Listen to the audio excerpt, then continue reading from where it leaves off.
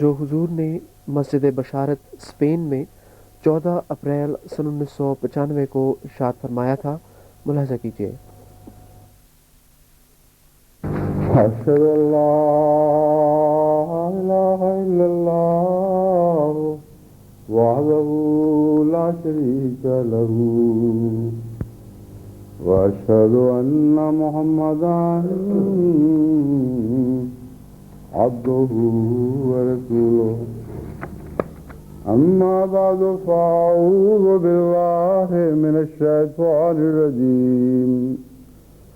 بسم الله الرحمن الرحيم الحمد لله رب العالمين الرحمن الرحيم مالك يوم الدين إياك نعبد وإياك نستعين اهدنا الصراط المستقيم صراط الذين أنعمت عليهم غير المغضوب عليهم ولا الضالين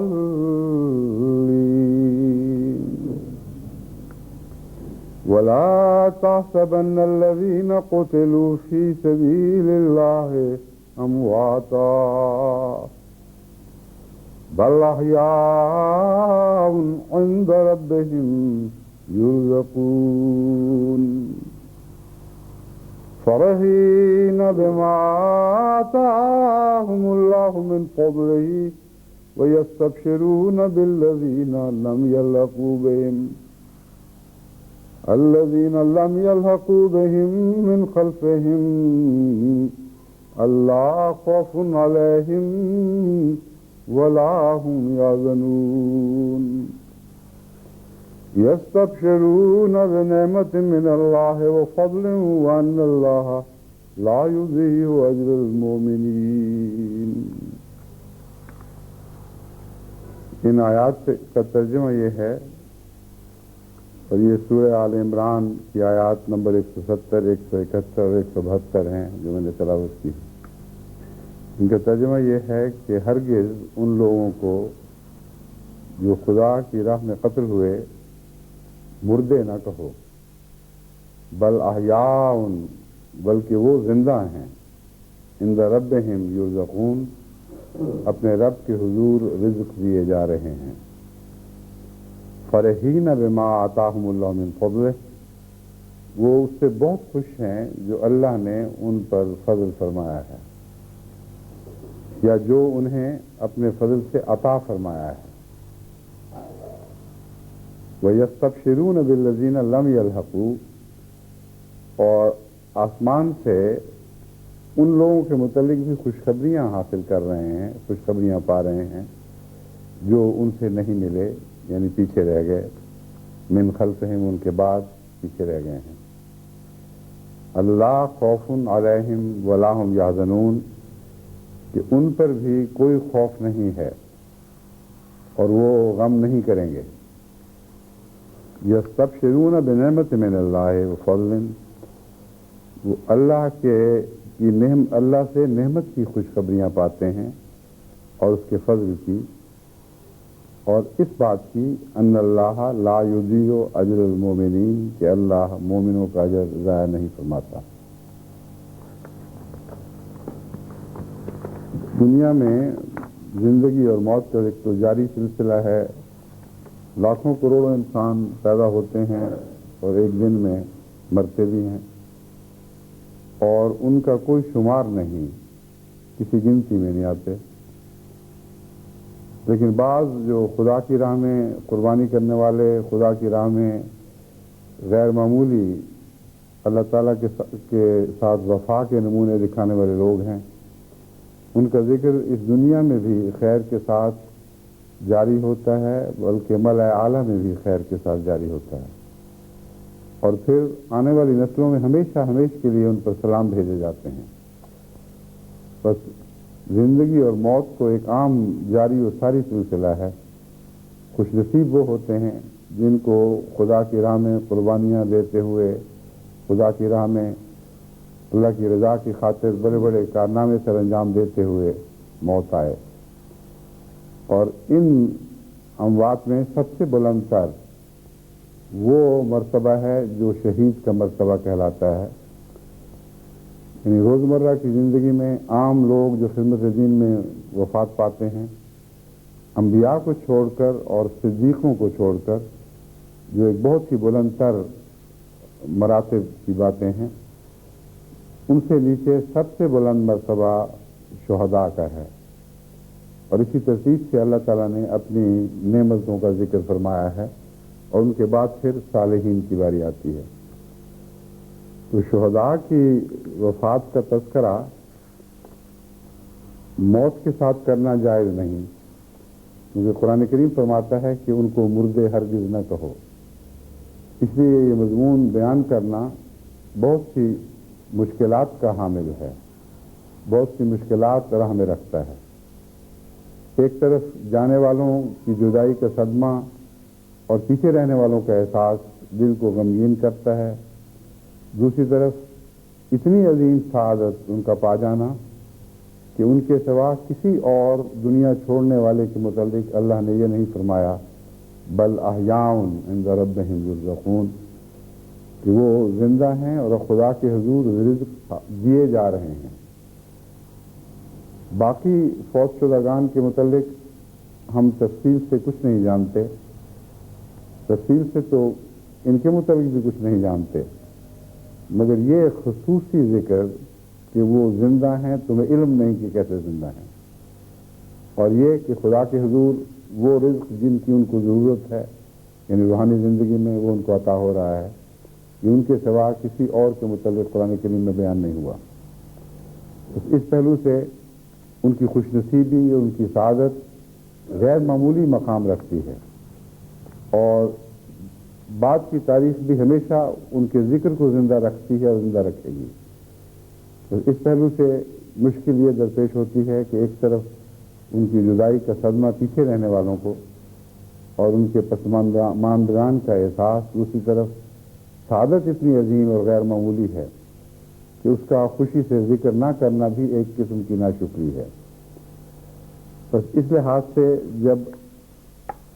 چودھری ریاض احمد صاحب کی پشاور سے شہادت کی اطلاع ملی جو شب قدر میں ہوئی، تو اس وقت پہلے جو دل میں صدمے کا احساس پیدا ہوا، اس پر پھر طبیعت استغفار کی طرف مائل ہوئی،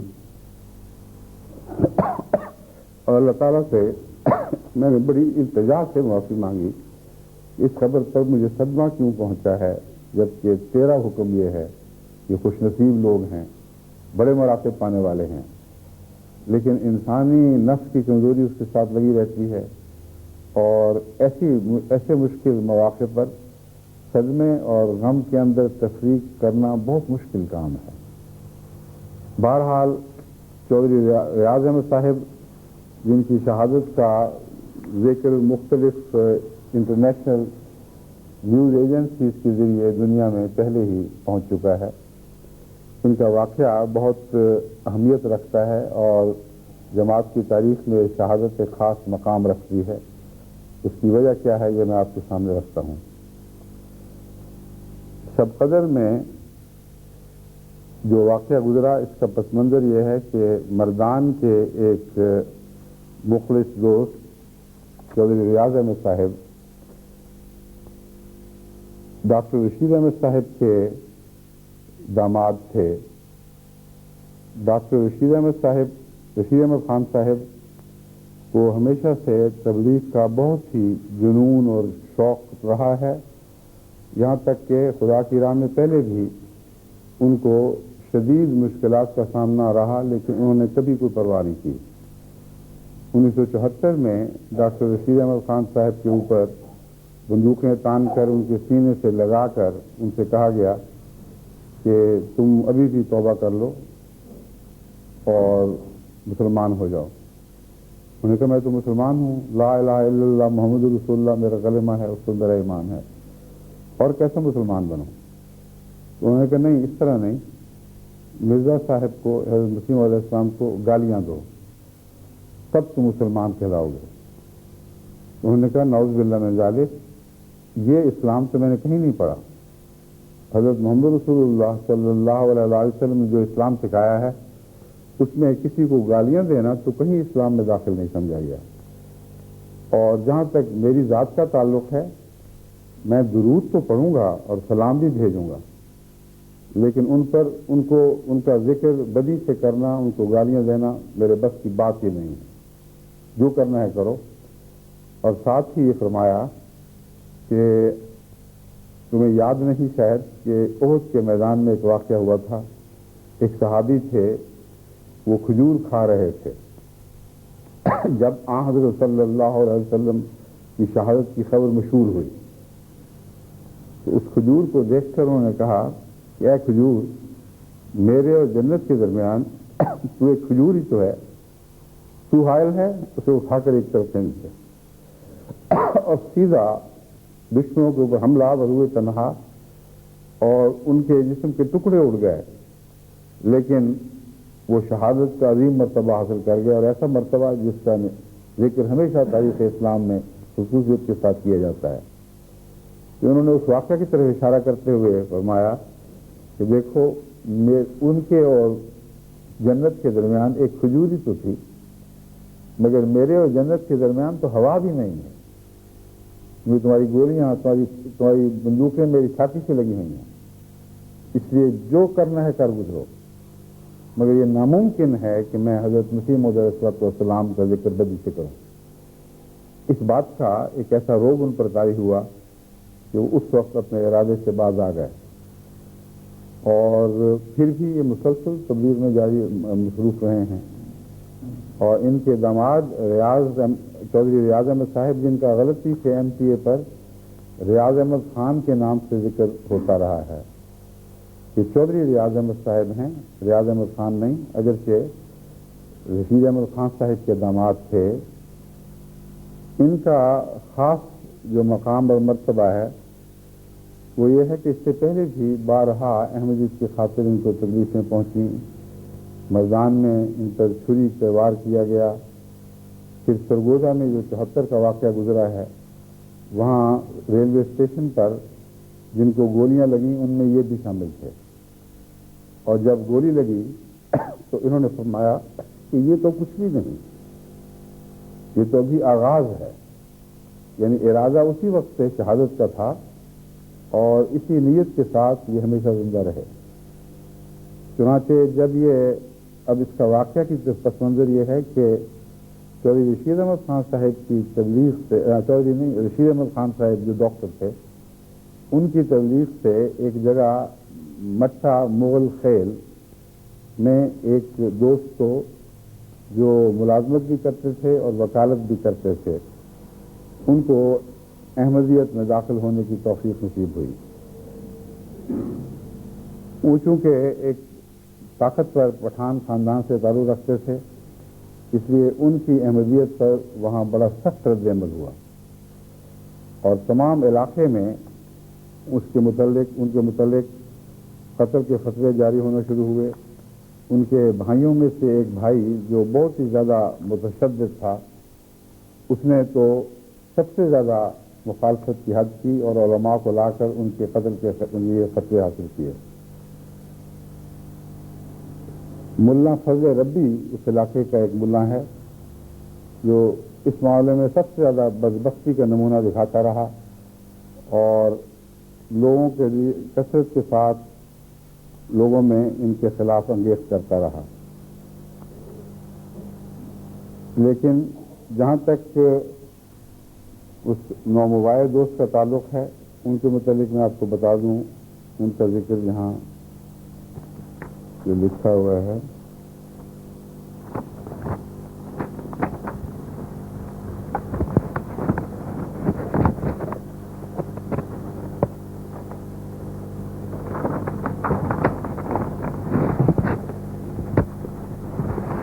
وہ واقعہ جو میں نے پڑھا تھا اس کی تفصیل شاید میں ساتھ لانا تحریری تفصیل ساتھ لانا شاید بھول گیا یا کہیں رہ گیا ہے، لیکن زبانی طور پر جو مجھے یاد ہے وہ میں آپ کو بتاتا ہوں۔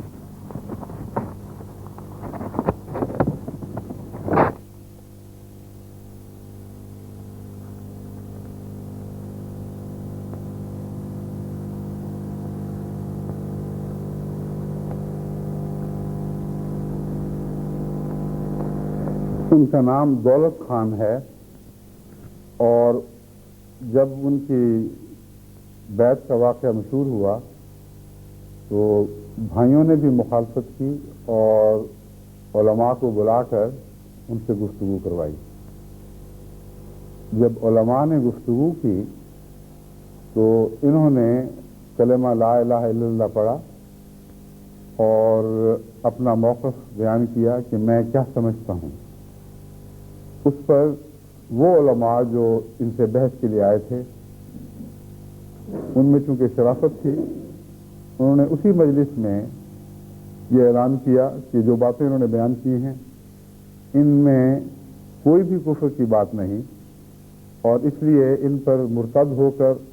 قتل کرنے کا فتویٰ صادر نہیں کیا جا سکتا۔ اس پر ان کے 5 بھائی تو ان کے ساتھ ہو گئے اور ایک بھائی مخالفت پہ قائم رہا۔ جب ان کو بہت زیادہ ستایا گیا اور گالیاں بھی دی گئیں تو یہ چونکہ وہ جگہ چھوڑ کر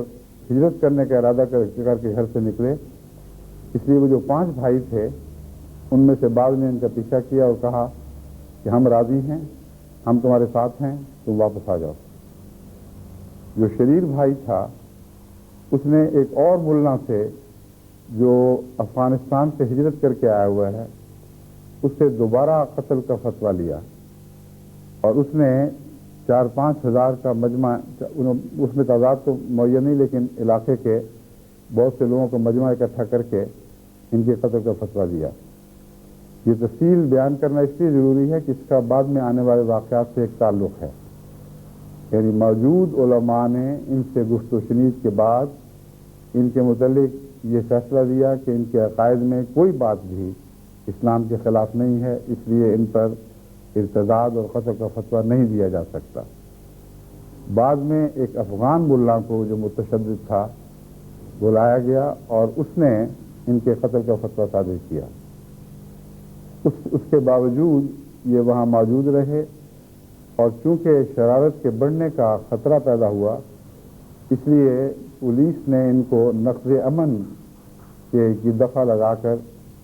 جیل میں ڈال دیا، اور اس کے ساتھ ان کے بعض بھائیوں عزیزوں کو بھی جیل میں ڈالا گیا، لیکن ان کی ضمانت فوراً کروا لی گئی اور ان کی ضمانت کسی نے نہ دی۔ ان سے جیل میں ریاض احمد صاحب چودھری ریاض احمد صاحب ملنے گئے اور ان سے یہ باتوں میں یہ کہا کہ جہاں تک میری ذات کا تعلق ہے مجھے تو عبداللطیف شہید کا انجام سب سے اچھا لگتا ہے۔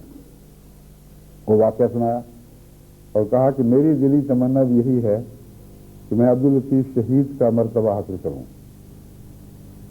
اور عجیب ہے یہ اتفاق نہیں بلکہ اللہ تعالیٰ کا تصرف ہے، ان کی شہادت سے پہلی رات ان کی بھابھی نے رویا میں دیکھا کہ ایک بکری ذبح کی جا رہی ہے،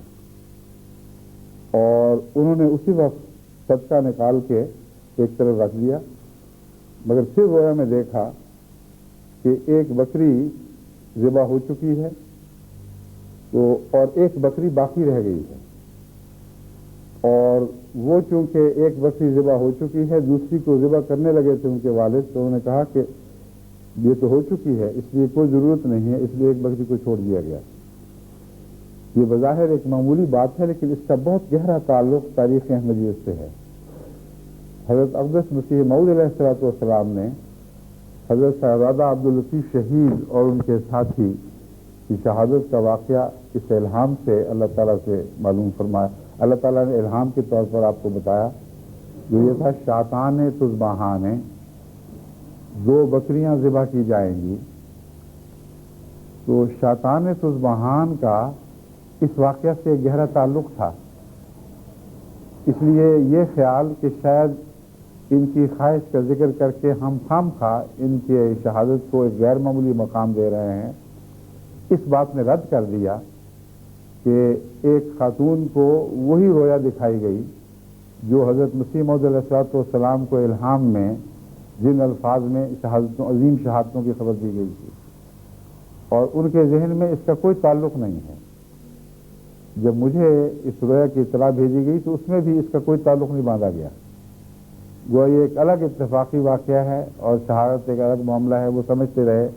کہ صرف اس شہادت کی خبر ہے، حالانکہ بکری ذبح ہونا اور ایک بکری کا چھوڑا جانا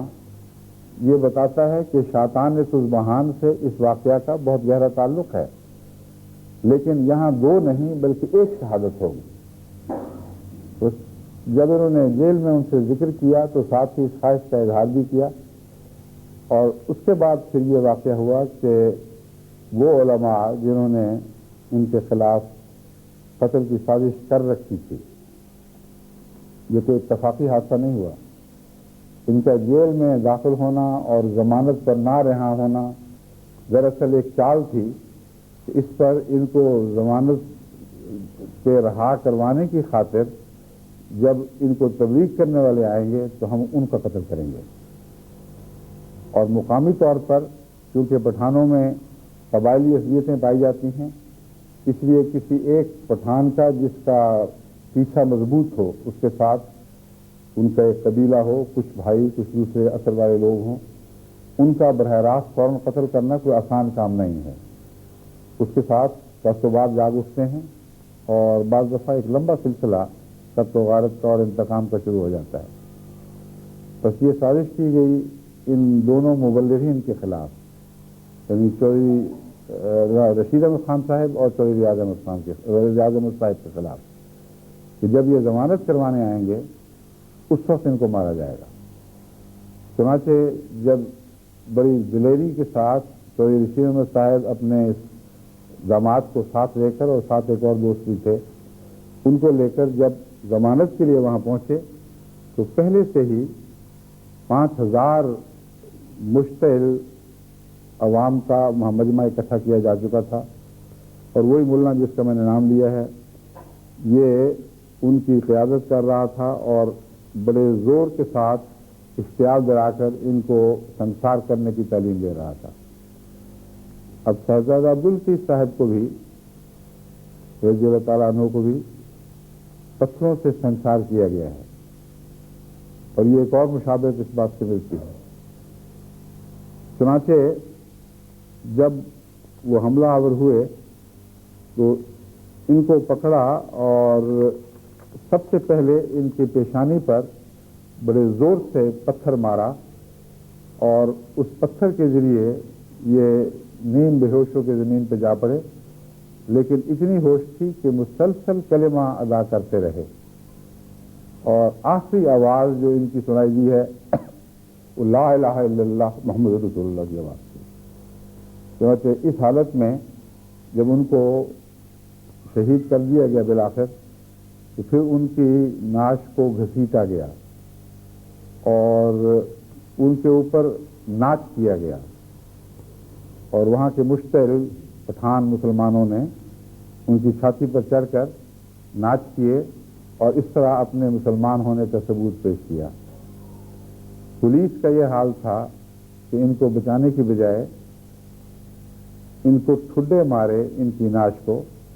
اور کہا کہ ہم بھی اس طرح ثواب میں شریک ہو جاتے ہیں۔ بالآخر ان کی لاش کو پشاور منتقل کیا گیا، اور موجود پولیس نے نہ صرف یہ کہ ان کو بچانے کی کوشش نہیں کی بلکہ باقاعدہ گھیرا ڈال کر یہ اثر دیا گیا کہ پولیس کی حفاظت میں ہے، کوئی فکر کی بات نہیں، اور تمام مجمع جو قاتل تھا وہ اس گھیرے کے اندر ان کو قتل و غارت کر رہا تھا، ان کے گرد کوئی پولیس کا گھیرا نہیں تھا۔ بہرحال جو بھی واقعہ مقدر تھا عظیم شہادت کا وہ اسی طرح رونما ہوا۔ پھر ان کی نعش کو دوسری جگہ پشاور منتقل کیا گیا، چادر ڈال کے ان کو پھر آخر ربا پہنچایا گیا۔ جو ان کے خسر تھے چودھری رشید احمد خان صاحب، ان کو بھی انہوں نے اپنی طرف سے اتنا مارا کہ وہ سمجھے کہ مر چکا ہے، اور وہ جو دوسرا پہلو تھا کہ دوسری بکری بچ گئی ہے، وہ اس طرح پورا ہوا۔ لیکن جب ان کو مردہ سمجھ کر مردہ خانے لے جانے کے لیے ٹرک پولیس کی وین میں ڈال کر بھجوایا گیا تو یہ بتاتے ہیں کہ مجھے مسلسل ہوش تھی، اور اگرچہ میں حرکت نہیں کر سکتا تھا اس وقت، لیکن مجھے ہوش تھی اور میں ان کی باتیں سن رہا تھا، اور وین میں بھی پولیس نے آ کر ان کو ٹھڈے مارے، وہیں پولیس وین میں موجود پولیس نے، کہ ہم بھی ثواب میں شریک ہو جائیں۔ اور جب یہ مردہ خانے پہنچنے لگے تو اس وقت انہوں نے ان کو بتایا کہ میں تو زندہ ہوں، مجھے پانی دو۔ اس پر پولیس نے کہا کہ ہیں تم ابھی تک زندہ ہو، اور وہ ان کا ارادہ بد معلوم ہوتا تھا، لیکن پاکستان کی پولیس کا یہ آرام ہے کہ پیسہ کی لالچ برداشت نہیں، پیسے کا انکار ممکن نہیں ان کے لیے۔ چنانچہ ان کو اتنی ہوش رہی کہ انہوں نے کہا کہ تم قیمت مقرر کر لو، مجھے پشاور پہنچا دو، تو جو تم مانگتے ہو میں تمہیں دے دوں گا۔ چنانچہ جو بھی ان کے ساتھ طے ہوا، اللہ بہتر جانتا ہے کیا تھا، اس کی تفصیل نہیں آئی، مگر اس پیشکش کے بعد پولیس نے ان کو مردہ خانہ پہنچانے کی بجائے پشاور میں جہاں احمدی دوست تھے ان کے سپرد کیا۔ یہ جو واقعہ اس طرح گزرا ہے، اس میں حکومت کا کردار یہ ہے کہ جب وہاں کے ایس پی نے ڈپٹی کمشنر کو فون کیا اور کہا کہ یہ صورتحال ہے، ہمیں بتایا جائے کہ کیا کرنا ہے، تو ڈپٹی کمشنر صاحب نے، جیسا کہ ایسے لوگوں سے توقع ہے، کہا کہ دیکھو امن عامہ کی صورت بگاڑنی نہیں، اس لیے ہونے دے جو ہوتا ہے۔ یعنی امن عامہ کا مفہوم یہ ہے کہ کوئی کسی قسم کی حکومت کے لیے الجھن پیش نہ آئے، خواہ معصوم مارے جائیں، اس سے حکومت کو کوئی غرض نہیں ہے۔ چنانچہ ایسا ہی ہوا، اور پولیس نے اپنے افسر اعلیٰ کی مدعا سمجھتے ہوئے قطعاً ایک ذرہ بھی ان کو بچانے کی کوشش نہیں کی، لیکن ایک ایسا وقت آیا جبکہ ان کا آپس میں مجمع کا آپس میں اختلاف ہو گیا۔ ان کی شہادت کے بعد جب یہ فیصلہ کیا گیا کہ ان کو گھسیٹا جائے گلیوں میں اور ننگا کیا جائے اور اس قسم کی اور مکروہ باتیں جب وہ کر رہے تھے، تو مجمع میں اختلاف ہو گیا، اور کچھ شرفاء ایسے تھے جو ڈٹ گئے کہ تم کیا بکواس کر رہے ہو، یہ کوئی طریق نہیں ہے، تم نے جو کرنا تھا کر دیا، لیکن اب یہ اگلی کارروائی نہیں ہوگی۔ اس پر جب مشتعل ہوئے دونوں گروہ اور یہ خطرہ ہوا کہ اب آپس میں ماریں گے ایک دوسرے کو، اس وقت پولیس نے پھر فضائی فائر کیے اور ہوائی گولیاں چلائیں تاکہ مجمع مشتعل ہو جائے اور منتشر ہو جائے، اور مجمع کا حال یہ تھا کہ وہ چند گولیاں، ہوائی گولیاں بھی ان کے لیے کافی تھیں، وہ اس سے منتشر ہو گئے۔ اگر پہلے پولیس ایسی کارروائی کرتی تو ہرگز بعید نہیں تھا، مگر بعید تھا اس پہلو سے کہ خدا تعالیٰ کے ہاں ایک مقدر تھا، ایک فیصلہ تھا کہ ان کو شہادت کا ایک خاص مقام عطا کیا جائے گا۔ چنانچہ جو مختلف رویا دیکھی گئی ہیں، میں ان میں سے بات کا ذکر کرتا ہوں، اس سے پتہ چلتا ہے کہ ان کا یہ شہادت کوئی عام روزمرہ کی شہادت نہیں، عام شہادت بھی بہت بڑا مقام ہے، غیر معمولی مرتبہ رکھتی ہے، جیسا کہ قرآن کریم کی آیت سے میں نے ثابت کیا ہے، لیکن بعض شہادتیں بعض دوسری شہادتوں پر فوقیت لے جاتی ہیں۔ ان کے ضمن یہ ذکر کروں کہ یہ ابو ظہبی میں بھی ایک عرصہ وہاں ملازمت کرتے رہے، وہاں سے بھی احمدیت کی بنا پر ان کو فارغ کیا گیا، حالانکہ اور بہت سے ابو ظہبی میں خدمت کرنے والے ہیں جن کو فارغ نہیں کیا گیا۔ تو معلوم ہوتا ہے کہ ہر جگہ بڑی دلیری کے ساتھ احمدیت کی تبلیغ کرتے تھے، جہاں تک کہ ماحول ان کو برداشت نہیں کر سکتا تھا۔ جو رویا ان کے متعلق مبشرات دیکھی گئی ہیں،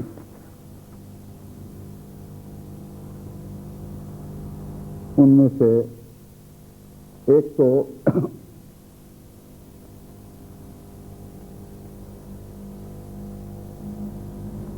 ان کی اپنی رویا ہے، جو جب وہ دولت خان صاحب سے جیل میں ملاقات کر کے آئے ہیں اور حضرت صاحبزادہ عبداللطیف کی شہادت کا تذکرہ اور اپنی دلی تمنا کا اظہار کیا کہ کاش میں بھی ایسا مرتبہ پا جاؤں، تو انہوں نے رویا میں دیکھا کہ وہ ایک خوبصورت باغ میں ہیں جہاں پر ایک تخت پڑا ہے اور یہ اس تخت پر تخت نشین ہو گئے ہیں، جس کا مطلب ہے کہ وہ غیر معمولی عظمت اور فضل کا نشان ان کو عطا ہونے والا تھا۔ ان کی بھابجا نے رویا میں دیکھا کہ کوئی ایک بکری کو ذبح کر رہا ہے، ان کی آنکھ کھل گئی، رات کے 2 بجے تھے، اس وقت صدقہ دینے کا ارادہ کیا اور صدقہ کی رقم الگ کر کے رکھ لی، پھر سو گئیں، پھر وہی خواب دکھائی دیا کہ ایک بکری ہے، اس کے ٹکڑے سامنے پڑے ہیں، اور ریاض کی بھابھی اپنے والد عظیم شاہ صاحب سے کہتی ہیں کہ میں نے تو صدقہ بھی دے دیا ہے لیکن پھر بھی آپ نے بکری کو ذبح کر دیا، لیکن اس کے ساتھ ایک اور بکری بھی تھی جو وہ ذبح کرنا چاہتے تھے مگر وہ ذبح نہیں کی انہوں نے اور اس کو چھوڑ دیا۔ تو ایک کی شہادت یعنی شاطان تزمحان کا مضمون اس رویا میں پہلے ہی دکھا دیا گیا تھا، اور اس مرتبہ ایک کی شہادت کو کافی سمجھا گیا۔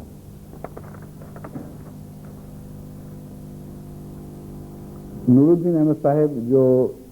شہید ریاض احمد کے ہم زلف ہیں، انہوں نے رویا میں دیکھا کہ 2 بیل ہیں جن میں سے ایک طاقتور اور ایک کمزور ہے۔ اللہ تعالیٰ کی طرف سے دل میں آیا کہ ان کی قربانی دی جائے جیسا کہ عید الاضحیٰ کے موقع پر کرتے ہیں، تو پہلے میں نے کمزور والے کو پکڑا تو میرے والد ڈاکٹر منظور احمد نے کہا یہ کمزور ہے۔ یہ ہمارے جو باڈی گارڈ ہوا کرتے تھے محمود خان صاحب، ان کے والد ہیں منظور خان جو رشید احمد خان کے بڑے بھائی ہیں، تو انہوں نے کہا کہ اس کو چھوڑ دو، دوسرے طاقتور کی قربانی دو۔ تو میں نے طاقتور بیل کو پکڑا، گرایا اور قربان کر دیا۔ اب یہاں بھی 2 کا جو مضمون ہے وہ اسی طرح چل رہا ہے، ساتھ 2 بکریاں 2 بیل، اور پھر کمزور کو چھوڑ دو جو بوڑھے تھے اور کمزور تھے، اور طاقتور کو پکڑ لو جو یہ نوجوان ان کے داماد تھے۔ یہ سارے باتیں بتا رہی ہیں کہ وہ اتفاقات نہیں ہیں بلکہ اللہ تعالیٰ کی تقدیر پہلے سے فیصلہ شدہ تھی، اور وہ جس طرح ظاہر ہوئی ہے یہ اس کے واقعات ہیں جو اللہ تعالیٰ نے رویا میں پہلے بتا کر ان کے اقربا کی تسلی کے سامان کیے۔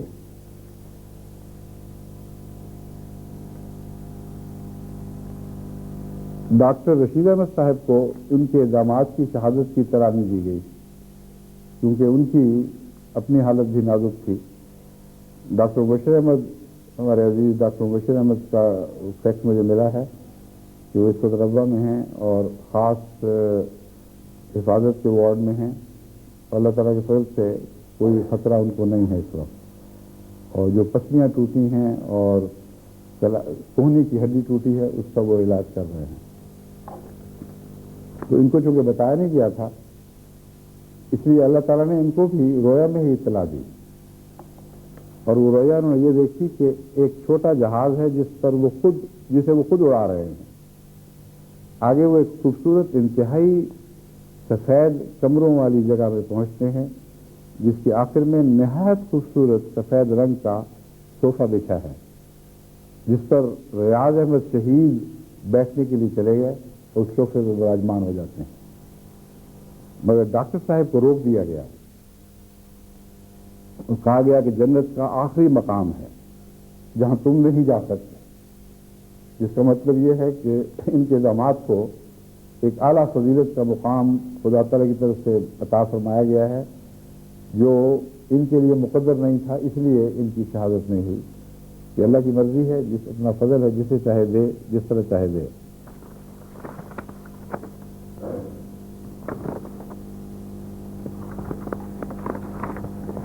یہ تو اس شہادت کے تذکرے ہیں۔ اب میں ضمناً آپ سے یہ عرض کرتا ہوں کہ حضرت صاحبزادہ عبداللطیف صاحب شہید کی شہادت کا خون آج تک یہ قوم ادا کر رہی ہے، اس کی قیمت ادا کر رہی ہے، اور اب تک وہ خون کے داغ دھل نہیں سکے۔ مسلسل افغانستان پر ایک بلا کے بعد دوسری بلا نازل ہوتی رہی جو ان کی شہادت کے بعد سے شروع ہوئی، اور یہ سلسلہ آج تک ختم نہیں ہو سکا۔ فیض نے کہا ہے خون کے دھبے دھلیں گے کتنی برساتوں کے بعد، مگر شہادت کے خون اتنے پکے ہوتے ہیں بعض دفعہ، اور بعض شہادتیں خصوصیت کے ساتھ ان کو شہید کرنے والوں کے خلاف اللہ کا غضب ایسا بھڑکاتی ہیں کہ خون کی برساتیں بھی مسلسل ہوتی رہتی ہیں اور وہ خون کے دھبے دھلتے نہیں، مزید خون کی طلب کرتے رہتے ہیں۔ اللہ رحم فرمائے افغانستان پر، ان کے دن بدلے، اور وہ اسی طرح بدل سکتے ہیں کہ افغان قوم کی توجہ احمدیت کی طرف ہو اور وہ اپنی سابقہ کوتاہیوں اور غفلتوں کی اللہ تعالیٰ سے نیک اعمال کے ذریعے معافی مانگیں اور ایمان لا کر معافی مانگیں۔ اور پاکستان کے علاقے میں بھی جو واقعہ گزرا ہے یہ بھی اس علاقے کے لیے اس لحاظ سے بدشگون ہے، اگرچہ اہمیت کے لحاظ سے ایک بہت ہی عظیم ایک شہادت کا اضافہ ہے جو ہماری تاریخ کو اور بھی زیادہ خوبصورت اور دلکش اور رنگین بنا دے گا، اور ہمیشہ آسمان شہادت پر ان کی شہادت بھی نمایاں خوبصورت حروف میں لکھی ہوئی دکھائی دے گی۔ لیکن جہاں تک اس علاقے کا تعلق ہے، اس میں ایک اور پہلو خاص طور پر قابل ذکر یہ ہے کہ ان کو آخری فتویٰ دے کر شہید کروانے والا ملا بھی افغانستان ہی کا تھا، اور جس طرح صاحبزادہ عبداللطیف شہید کا واقعہ گزرا ہے ان کے ساتھ یہی ہوا تھا کہ پہلے جن علماء سے ان کا مناظرہ کروایا گیا ان علماء میں سعادت اور شرافت تھی۔ 12 علماء چنے گئے تھے جن کے ساتھ ان کا مناظرہ کروایا گیا، اور اس مناظرے کے بعد ان سب کا یہ فیصلہ تھا کہ اس کی باتوں میں کوئی بات بھی اسلام کے خلاف نہیں، اور اس لحاظ سے ہم ان کے ارتداد کا اور قتل کا فتویٰ صادر نہیں کر سکتے۔ تب بادشاہ کا ایک کزن تھا نصر اللہ خان، جو دراصل اس ساری شرائط کا کرتا دھرتا تھا۔ اس نے اپنے مرضی کے بعض علماء کو بلا کر ان کو دھمکیاں دیں اور کہا کہ اگر تم نے فتویٰ صادر نہ کیا تو میں تمہارے ساتھ یہ کروں گا۔ چنانچہ اس کے دباؤ پر آ کر انہوں نے پھر بالآخر ان علماء نے یہ فتویٰ دیا کہ واقعہ یہ مرتد ہے۔ اب مجھے تفصیل یاد نہیں کہ وہ 12 اس میں شامل ہو گئے تھے یا یہ الگ فتویٰ تھا، مگر واقعہ کی ترتیب یہی ہے کہ پہلے علماء نے فتویٰ دینے سے انکار کیا اور صاف کہا کہ ان کے عقائد میں کوئی بات بھی اسلام کے خلاف نہیں، پھر دباؤ میں آ کر دوسرے علماء نے ان کے خلاف فتویٰ دیا ہے، اور میں نے ہی یہی واقعہ ان کے ساتھ گزرا ہے۔ دولت خان کے متعلق میں بتا رہا ہوں کہ دولت خان کے ساتھ جو واقعہ گزرا ہے وہ اسی طرح ہوا ہے، یعنی اگرچہ ریاض کے ساتھ براہ راست یہ واقعہ نہیں گزرا، لیکن حضرت صاحبزادہ عبداللطیف کی شہادت کی یاد اس واقعے نے تازہ کر دی ہے۔ تو کچھ تعلقات ایسے ہیں ان واقعات کے جو یہ بتاتے ہیں کہ اللہ تعالیٰ کے نزدیک اس شہادت کا ایک خاص مرتبہ ہے۔ لیکن اب اگلا پہلو جو ہے وہ خطرناک ہے۔ اگر اس شہادت کا یہ مرتبہ تھا کہ آج 100 سال گزرنے کے بعد بھی وہ شہادت کا خون قوم کا پیچھا نہیں چھوڑ رہا، تو اللہ تعالیٰ رحم فرمائے اس علاقے پر کہ یہ شہادت بھی ویسا ہی رنگ نہ لائے۔ اس لیے ہم تو انتقامی کارروائیوں کے قائل نہیں ہیں، ہم تو قوم کی فلاح اور بہبود کے قائل ہیں۔ اس لحاظ سے میں نے یہ سارا مضمون کھول کر جماعت کے سامنے رکھا ہے کہ جہاں تک شہید کا تعلق ہے ان کے مراتب کی تو ہمیں اتنا فکر ہے نہ ہم اس میں کچھ کر سکتے ہیں۔ وہ اللہ کی دین تھی، ایک خاص اعزاز تھا جو ان کو نصیب ہوا، جو قسمت کے ساتھ سینکڑوں ہزاروں سال میں بعض دفعہ کسی ایک آدمی کو نصیب ہوا کرتا ہے۔ جہاں تک قوم کا تعلق ہے ہمیں دعا کرنی چاہیے اور خدا کو کی رحمت کو یہ واسطہ دے کر کہ کچھ بھائی جو نیک تھے جنہوں نے اپنے بھائی کا ساتھ دیا تھا ان کی اس نیکی کو ہی قبول فرما لے اور باقی قوم کو اس سزا سے بچا لے۔ یہ دعا اور تمنا ہونی چاہیے ہر احمدی کی کہ اس علاقے کو لمبی ہلاکت اور خوفناک عذابوں سے بچائے۔ جہاں تک اس مولوی کا اور ان 5 اس مجمع کا تعلق ہے جنہوں نے یہ آنکھیں کھول کر اسلام کے خلاف نہایت ہی ظالمانہ کارروائی کی ہے،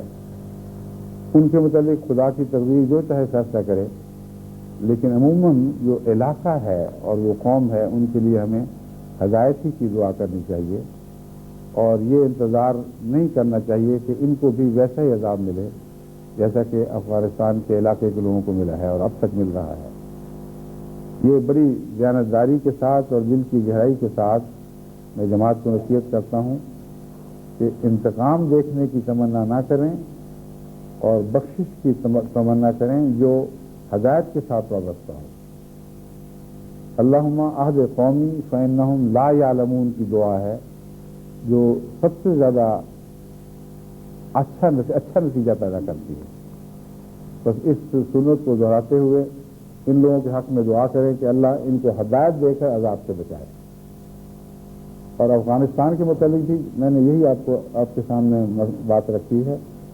کہ ان کی نجات کا رستہ اب ہدایت ہی ہے۔ بعض دفعہ جتنی چاہے قیمت ادا کرتے چلے جاؤ، جب تک ہدایت نہیں پاؤ گے وہ عذاب پیچھا نہیں چھوڑا کرتا۔ حضرت نوح کی قوم کے ساتھ کیوں یہ ہوا کہ وہ ساری قوم مٹا دی گئی؟ اس لیے کہ خدا تعالیٰ کے علم میں تھا کہ ان میں سے کوئی بھی ہدایت نہیں پائے گا، اور چونکہ ہدایت نہیں پانا تھا اس لیے حضرت نوح کو اللہ نے اطلاع فرما دی کہ یہ قوم جو ہے اب یہ ہدایت کے دائرے سے باہر جا چکی ہے، ایسی باہر جا چکی ہے کہ جو بچے پیدا کرے گی وہ بھی کافر اور مرتد ہوں گے، کافر اور ظالم ہوں گے، اور ان میں کوئی نیکی کا بیج باقی نہیں رہا۔ جب یہ اطلاع ملی تب حضرت نوح نے ان پر بددعا کی ہے، اس سے پہلے نہیں کی، اور ان پر بددعا کرنا انسانیت کے لیے دعا کرنے کے مترادف تھا۔ بس اس پہلو سے اللہ تعالیٰ نے چونکہ افغان قوم کو ابھی رکھا ہوا ہے، سزا مل رہی ہے، اس لیے میں یہ نتیجہ نہیں نکالتا کہ ان کا ہدایت نہ پانا گویا کہ مقدر ہے۔ میں یہ نتیجہ نکالتا ہوں کہ چونکہ اکثر نے اس ظلم میں شمولیت اختیار کی اور اس پر خوش ہوئے، اس لیے جب تک وہ ہدایت نہیں پاتے ان کی سزا کا سلسلہ جاری رہے گا، ورنہ نوح کی قوم کے ساتھ ایک بے انصافی سمجھی جائے گی۔ اس لیے ان کے لیے بھی ہدایت کی دعا کریں۔ بعض لوگ یہ ذکر کرتے ہیں اور ان کے چہرے پر اطمینان ہوتا ہے کہ دیکھو اس قوم کو کیسا بدلہ ملا ہے، مگر مجھے تو تکلیف پہنچتی ہے۔ یہ بدلہ خدا تعالیٰ کی طرف سے ایک اعزاز تو ہے، لیکن ایسا نہیں کہ ہمارے دل اس پر خوشی محسوس کریں۔ اگر ایسا ہوا تو ہمارے دل سخت ہو جائیں گے، اور یہ خدا کے یہ نشانات ہمیں فائدہ پہنچانے کی بجائے ہمارے نقصان کا موجب بھی بن سکتے ہیں۔ اس لیے اپنے دلوں کی پاکیزگی کا خیال کریں، اپنے جذبات کو اسلامی ادب کے دائرے میں رکھیں، اور ان ظالموں کے خلاف بھی بددعا کرنے کی بجائے یہ دعا کریں کہ اللہ ان کو ہدایت دے، کیونکہ ہدایت پا جانا سب سے بہتر جواب ہے ان مظالم کا، اور ہدایت کا انتقام سب سے اعلیٰ انتقام ہے۔ بس اللہ ہمیں اس کی توفیق عطا فرمائے۔ جہاں تک ان کے پسماندگان کا تعلق ہے، میرا رابطہ چودھری خورشید احمد خان صاحب جو ان کے برادر نسبت ہی ہیں ان سے فون پر جرمنی میں ہوا ہے، اور ان کے ذریعے مجھے اطلاع ملی ہے، 2 دفعہ ان سے فون پر بات ہوئی ہے کہ ان کے سب عزیز اللہ کے فضل سے پورے حوصلے میں ہیں، اور قطعاً ان کو کوئی گھبراہٹ نہیں ہے، اور اللہ کے فضل کے ساتھ ان کی شہید کی بیوہ بھی فون پر ان کی بات ہوئی ہے، خدا کے فضل سے حوصلے میں ہیں، اس بات پر مطمئن ہوئی کہ میری ان سے فون پر بات، ان کے بھائی سے فون پر بات ہوئی ہے۔ ان کے 4 بچے ہیں، ان میں سے ایک بچی چھوٹی ہے۔ اس چھوٹی بچی کے متعلق یہ کچھ دن سے کہہ رہے تھے، وہ ان کو بہت پیاری تھی، کچھ دن سے یہ کہہ رہے تھے کہ اور تو سب آسان ہے مگر اس کو چھوڑنا مشکل ہے۔ اب یہ بات چھوٹی سی ہے، لیکن اس سے 2 نتیجے میں نے نکالے ہیں جو میں آپ کے سامنے رکھنا چاہتا ہوں۔ ایک تو یہ کہ جو پیچھے رہ جاتے ہیں ان کا فکر ضرور شہیدوں کی روحوں کو دامنگیر ہو سکتا ہے، اور اسی لیے وہ آیات جن کی میں نے تلاوت کی ہے اس میں اس بات کا جواب دیا گیا ہے۔ اللہ تعالیٰ فرماتا ہے فرحین بما آتاہم اللہ من فضلہ، وہ بہت خوش ہیں اس سے جو اللہ نے ان کو اپنے فضل سے عطا کیا، لیکن ساتھ ہی وَيَسْتَبْشِرُونَ بِالَّذِينَ لَمْ يَلْحَقُوا بِهِمْ مِنْ خَلْفِهِمْ، ان کے متعلق بھی اللہ ان کو خوشخبریاں دے رہا ہے، یعنی خوشخبریاں پا رہے ہیں جو ان سے ابھی نہیں ملے، ان سے ملے نہیں ہیں، یعنی بعد میں ان کی وفات جیسے بھی خدا کے ہاں مقدر ہو وہ ہونے والی ہوگی، ایک کچھ عرصے کے بعد ان سے ملے گی، لیکن ان کے متعلق اللہ ان کو تسلیاں دے رہا ہے کہ لا خوف علیہم ولا هم یحزنون،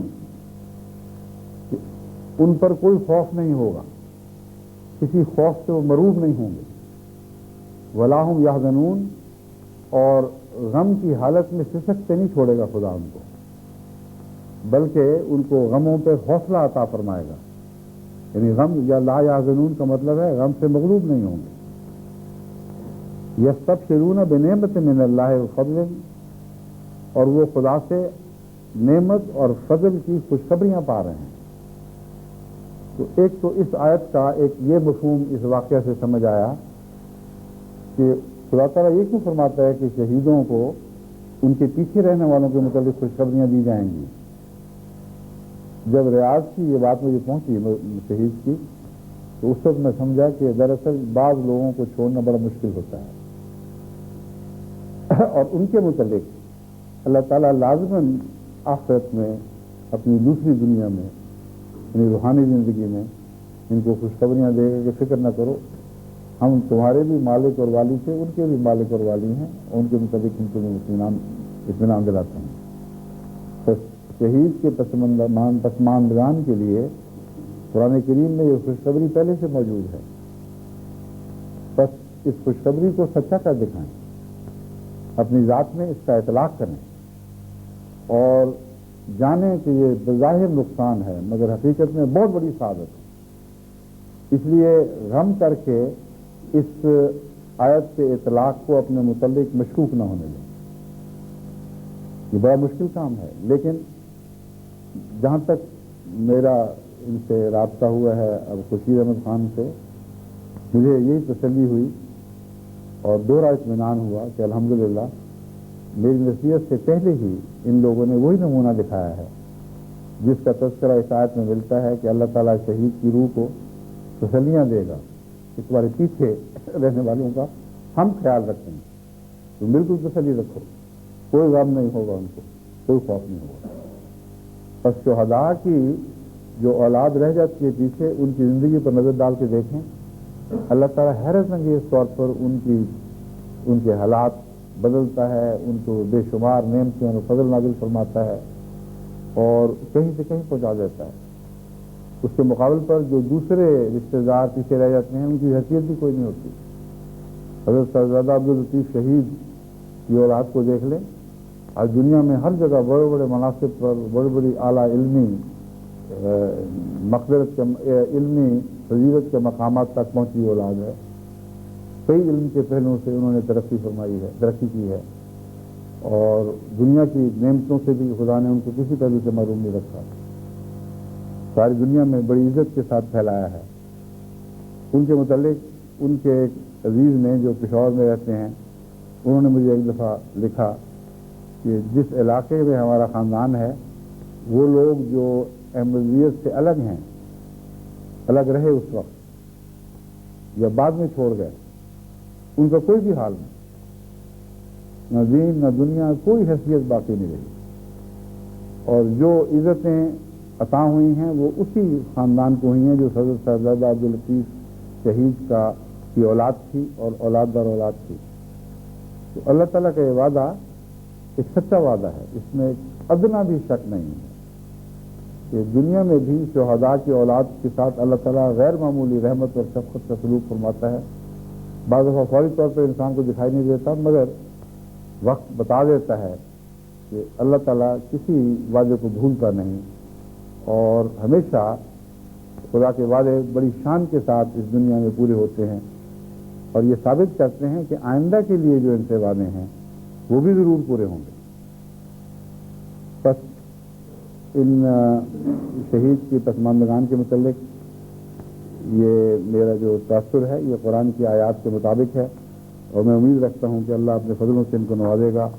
اور کسی حالت میں بے یار و مددگار نہیں چھوڑے گا۔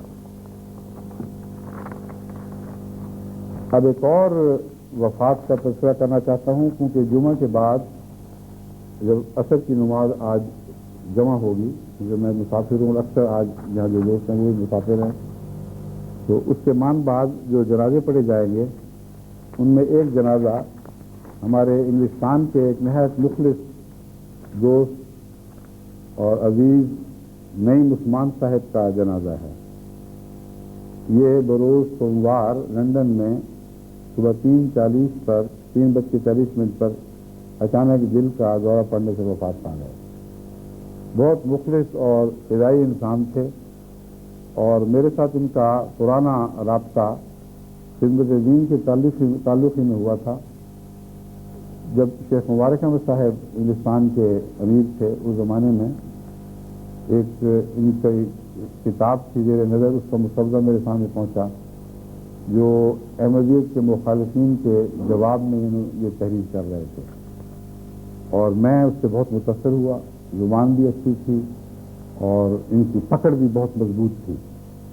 اگرچہ دینی علم کا کوئی پس منظر نہیں تھا، لیکن اس کے باوجود خود محنت کر کے ان اعتراضات کے جوابات تلاش کرتے اور بڑے محنت اور سلیقے کے ساتھ ان کے جوابات کو اکٹھا کر کے ایک جوابی حملے کی صورت میں منظم کیا کرتے ہیں۔ صرف ایک مشکل تھی کہ جوابی حملے میں زیادہ ہی کچھ جبروت پائی جاتی تھی، اور بعض دفعہ بہت سخت جوابی کا حملہ ہوتا تھا۔ میر قاسم علی صاحب یاد آ جایا کرتے تھے مجھے ان کی بعض باتیں پڑھ کے، وہ بھی حضرت مسیح موعود علیہ السلام کے خلاف مولویوں کے حملوں کو بالکل برداشت نہیں کر سکتے تھے، اور ان کا جوابی حملہ بہت سخت ہوا کرتا تھا۔ تو ان کو پھر میں سمجھا کر،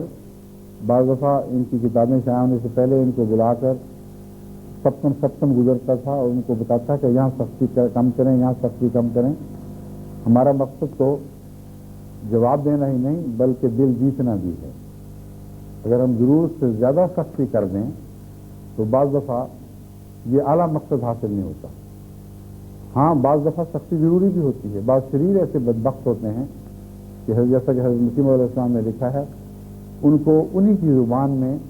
بعض دفعہ نمونے کا جواب دینا ضروری ہوتا ہے، ورنہ وہ سمجھ نہیں سکتے کہ پاکوں پر زبان کھولنا کیسے ظلم کی بات ہے۔ بس ان کا یہ جو خاص انداز تھا کہ سلمان رشدی کے ہم مزاج لوگوں سے وہ ٹکر لیتے تھے اور بڑی شدت کے ساتھ ان کا زور کے ساتھ جواب دیا کرتے تھے۔ یہ ان کی شخصیت کو ایسا ممتاز کرنے والا ایک مسئلہ تھا، معاملہ تھا کہ رفتہ رفتہ ان کے ساتھ میرے تعلق کی بنا پر ان کا خاندان جو گجرات کی یعنی مغربی ہندوستان کے صوبہ گجرات کے ساتھ تعلق رکھنے والا خاندان ہے، ان کے دادا پہلی دفعہ مشرقی افریقہ میں احمدی ہوئے تھے، اور وہ بھی بڑے بہادر اور نڈر تبدیل کرنے والے تھے۔ خاندان نے جو بڑا متمول تھا، بڑی مخالفتیں کی لیکن کبھی پرواہ نہیں کی۔ ان سے میرے تعلق کو دیکھ کر ان کا خاندان جو بڑا وسیع ہے، اپنا تعارف ہمیشہ ان کے حوالے سے کرواتا ہے۔ کوئی خاتون آتی ہیں کہ میں نعیم عثمان کی پھوپھی ہوں، کوئی یہ بتایا کرتی تھی کہ میں ان کا فلاں ہوں، یا میں بتایا کرتی تھی میں ان کی فلاں رشتے دار ہوں، کوئی کہتا تھا میں نعیم عثمان کا یہ لگتا ہوں۔ بس اس حوالے سے یہ مشہور ہوئے، اور میرے ساتھ ان کا ذاتی تعلق جو تھا وہ ان کے رشتہ داروں کے لیے قرب کا حوالہ بن گیا۔ ان کے وصال کے بعد مجھے اب یہ کمی محسوس ہو رہی ہے کہ انگلستان میں اس جرأت کے ساتھ، اس حوصلے اور عقل کے ساتھ جواب دینے والے نئی نسل میں ابھی پیدا نہیں ہوئے۔ جن لوگوں کو میں تیار کر رہا ہوں ان میں سے ایک ارشد احمدی صاحب ہیں، ان کو سلمان رشدی کے خلاف سلمان رشدی کے متعلق جوابی کتاب کے لیے میں نے تیار کیا ہے۔ اللہ تعالیٰ کے فضل کے ساتھ ان میں یہ صلاحیت ہے، اگرچہ وہ کھلاڑی ہیں عموماً اور تقریباً ہر کھیل میں بہت اچھے ہیں، لیکن خدا تعالیٰ نے زبان کا سلیقہ بھی بخشا ہے، تقریر بھی اچھی کر لیتے ہیں، تحریر بھی اچھی ہے۔ اس لیے جب ان کے سپورٹ میں نے یہ کام کیا تو ان سے تفصیل سے جواب دینے کے طریقے کے متعلق بات ہوئی اور وہ سمجھ گئے۔ جو مسودہ انہوں نے تیار کیا میرے آنے سے کچھ دن پہلے مجھے دکھایا بھی، پورا تو نہیں مگر اس کے نمونے پڑھ کے سنائے، اس میں ابھی کچھ اصلاح طلب باتیں تھیں، اس لیے ان کو میں نے سمجھا دیا ہے۔ انشاءاللہ ان کی کتاب آئندہ چند ماہ میں آ جائے گی۔ میں چاہتا ہوں کہ اور بھی نوجوان اب اس معاملے کو اپنے ہاتھ میں لیں، صرف ہندوستان کی بات نہیں، جرمنی میں بھی، اسپین میں بھی، دوسری جگہوں میں بھی۔ اسپین میں تو اللہ تعالیٰ کے فضل سے کرم ظفر کی اولاد ماشاءاللہ بڑی مستعد اور احمدیت کے دفاع میں ایک لنگی تلوار ہے، لیکن باقی جگہ بھی، باقی دنیا میں بھی ہمیں اس قسم کے مجاہدین چاہیے جو نئی نسل میں اسلام کو سنبھال لیں۔ اللہ تعالیٰ ہمیشہ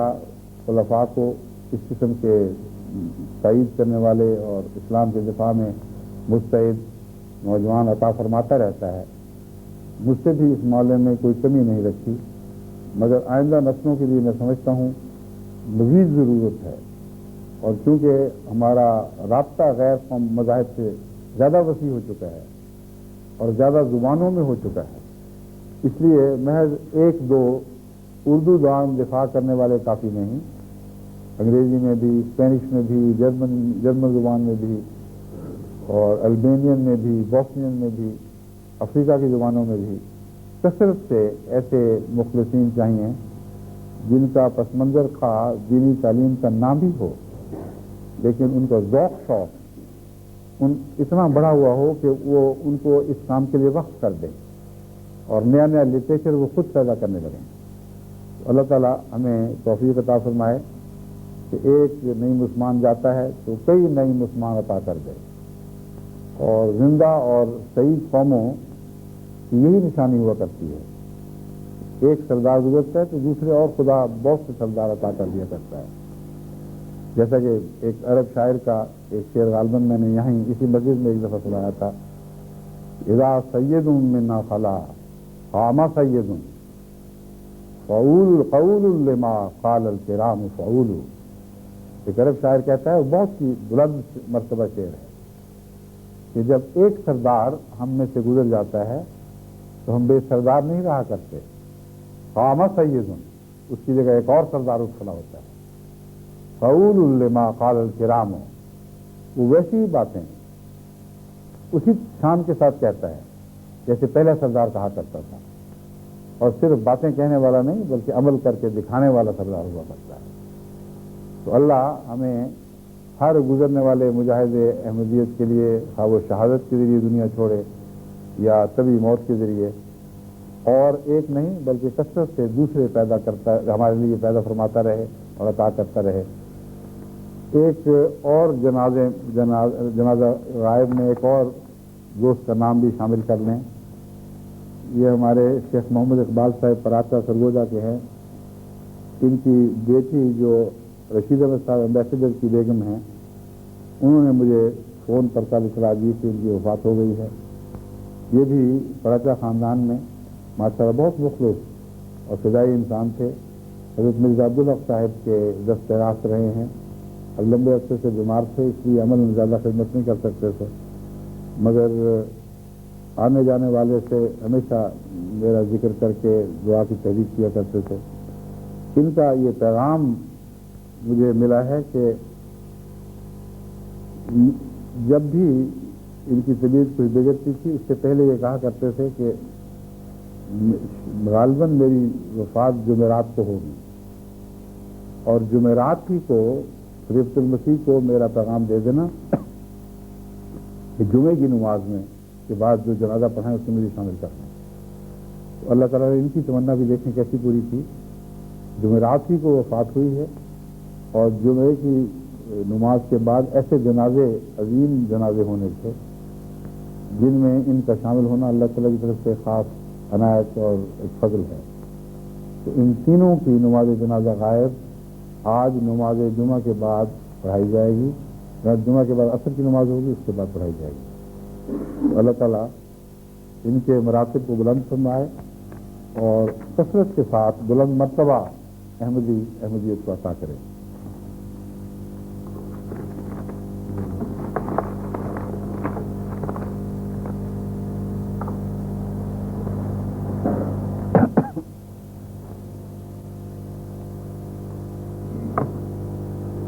الحمد لله نحمده ونستعينه ونستغفره ونؤمن به ونتوكل عليه ونعوذ بالله من شرور أنفسنا ومن سيئات أعمالنا.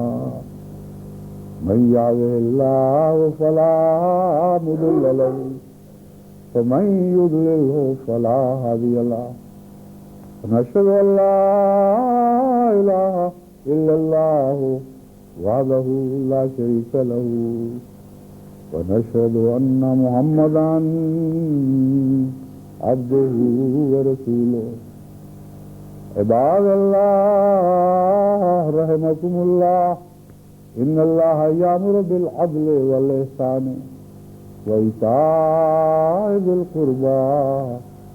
وينهى عن الفحشاء والمنكر والبغي يعظكم لعلكم تذكرون. اذكروا الله يذكركم وادعوه يستجب لكم ولذكر الله أكبر.